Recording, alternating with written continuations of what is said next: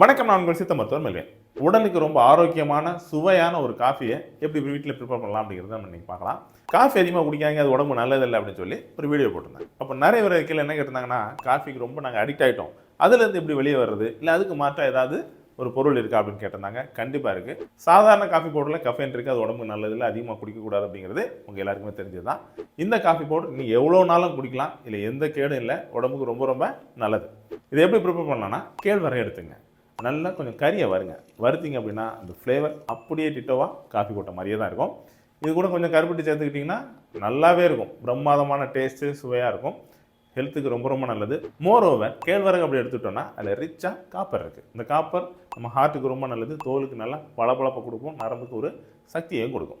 அந்த வகையில் பார்க்கும்போது இது ஒரு ஆரோக்கியமானமாக இருக்கும். அது மாதிரி வெயிட் லாஸுக்கும் கேழ்வரகு நல்லது அப்படிங்கிறது உங்கள் எல்லாருக்குமே தெரிஞ்சது தான். ஸோ இன்றைக்கே இந்த காஃபி பவுடரை ட்ரை பண்ணி பார்த்துட்டு எப்படி இருந்து அப்படிங்கிறத கமெண்ட்டில் சொல்லுங்கள். காஃபி அடிக்ட் ஆகிட்டு அதுலேருந்து எப்படியா வெளியே வரணும்னு நினைக்கிறவங்க கண்டிப்பாக இதை குடிச்சு பாருங்கள். உங்களுக்கு ஏற்ற காஃபி பவுடராக இது நிச்சயமாக இருக்கும். இந்த மாதிரி பயனுள்ள கருத்துகளுக்கு நம்ம சேனலை ஃபாலோ பண்ணுங்கள். இந்த தகவல் உங்களுக்கு பிடிச்சதுன்னா லைக் பண்ணுங்கள்.